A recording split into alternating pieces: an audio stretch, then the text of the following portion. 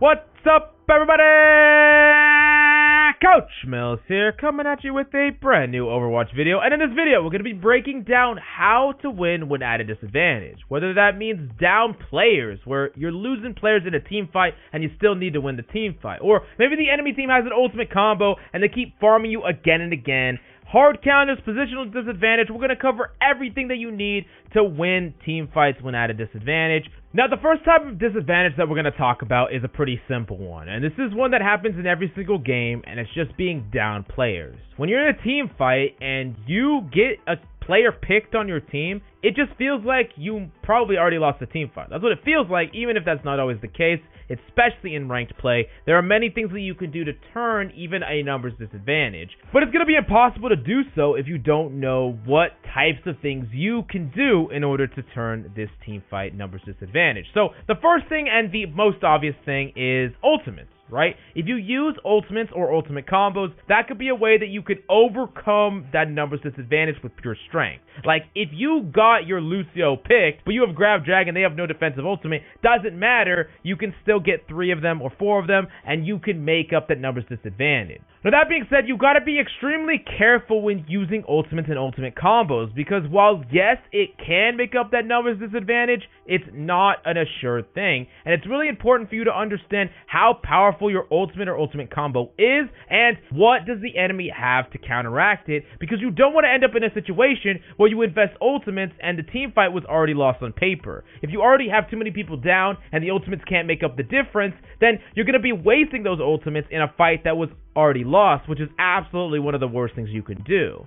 Now, the next thing that you can do when you're down players or a single player, you can wait for a mistake. You are waiting there and you're analyzing the battlefield, and yes, you're kind of playing a lot more passive, and you're waiting for the enemy to push up a little bit too aggressive because they see weakness, they smell that blood in the water, and because you have someone down, one person on the enemy team is going to push up past the rest of their team, and you're going to use that opportunity to turn the tables on them, to get a pick back, and then all of a sudden now you're back at parity. And the same thing can happen sometimes right after one of your teammates die. You essentially refrag that kill, so the enemy team has to push way too far forward to get that kill, and then you're doing everything you can to make sure that that kill goes punished. So instead of just them getting a kill and going back and getting healed, they're getting a kill and you're refragging it and getting a kill back, keeping it at that parity amount of players. Now, the last thing, and the most reliable thing, but not always the best, is just to reset. Sometimes it's best to reset. Don't waste ultimates. Don't allow the enemy to get more picks. Just as a team, you back the hell out of there. Now, there are some problems with this. The first one is you can't always reset. Sometimes you got to win the team fight, and it's last fight. You got to get that checkpoint. You got to go in. And sometimes, because of how ranked is, it is incredibly messy to try to reset. And most of the time, you're going to try to reset. Some players are not going to do it correctly, and then they're going to die like extremely late, and then it's just going to be stagger after stagger. So in that scenario, sometimes it's better for you to actually play for winning that team fight and punishing the enemy mistakes, rather than you retreating correctly, but your allies just do not, and because you just full retreated, you can't punish enemies for their mistakes as well. Now, the next thing that you need to learn how to beat is ultimate combos. When enemies have ultimate combos and they just use it over and over again, sometimes it feels like you just have no counterplay. Like, if you don't have a defensive ultimate on your team, and the enemy just keeps Grab Dragoning you, or Nano Blading you, and you just keep dying to it over and over again, you're like, how do I win? What the hell do I do to win this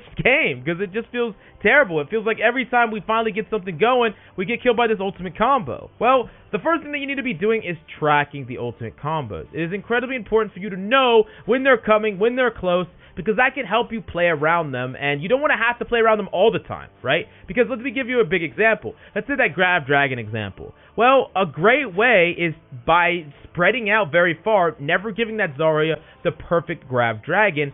But you don't want to have to play that way every single time, all the time. You got to know when she has it, and you got to know that window when she does it. So it's very important to, at the very least, track the Zarya. She's going to be an easier ultimate to track because she's going to get it a lot slower. So that's just something that you should keep in mind. Now, on top of that, you can disrupt the enemy ultimate combos in a lot of ways. If you see any of the characters isolated, you could put extra pressure into them, or you can punish characters that are trying to build up that ultimate in the first place.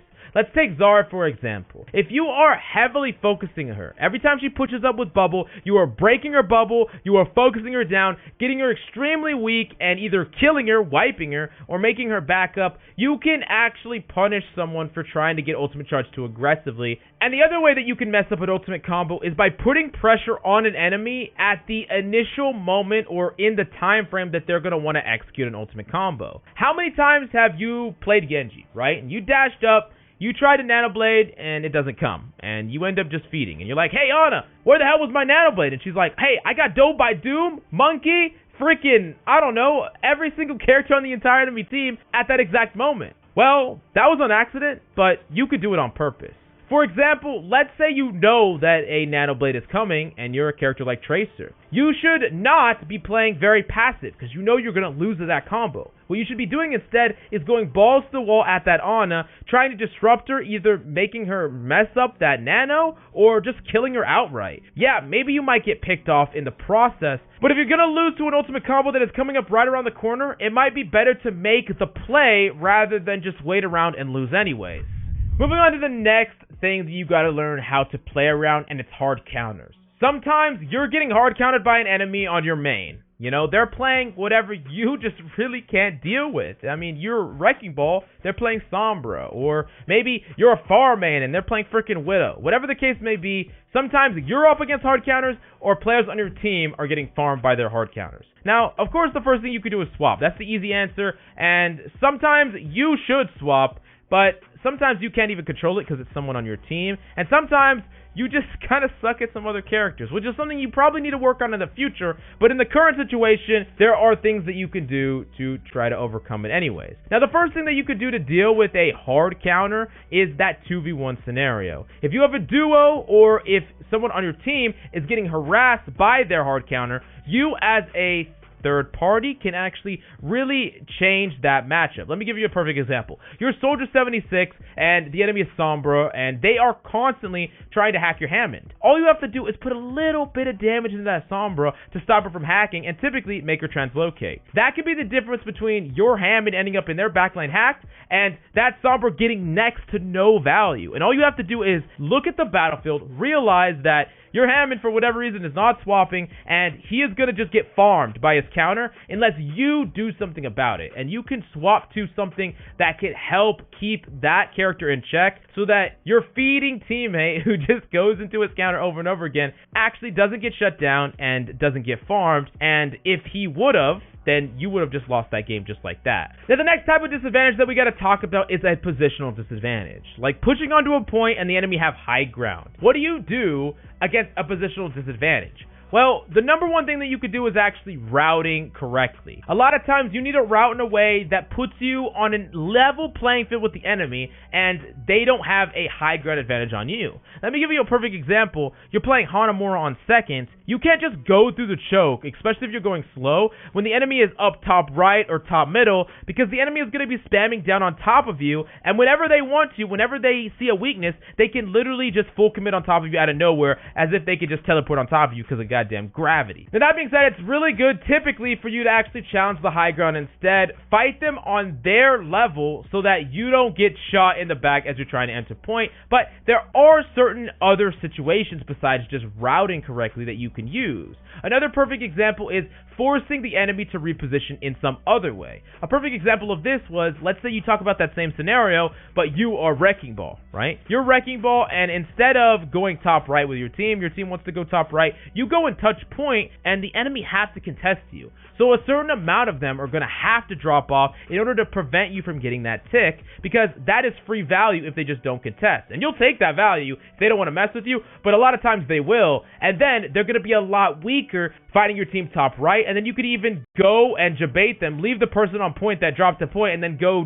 slam down up top right as your team engages, and now the enemy team is split. And a lot of times, if the enemy plays correctly, if they did this, they're going to all have to go drop the point, and you have successfully taken the advantage, the positional advantage from the enemy team. That's just one example of many, but there are many ways to force an enemy to reposition, and you can do it with CC, you could do it with pressuring the point, and the list goes on and on. Now, the last thing that you could do to actually overcome a positional disadvantage is play characters that fight good or well against positional disadvantages, like they don't care. A perfect example of that would be a character like Widowmaker, right? Doesn't matter if the character's on the high ground, doesn't matter if the character's on the low ground, wherever they are, you can find an angle somewhere else. You can find an angle onto them even without contesting them or going up to them positionally. You don't even want to do that in the first place.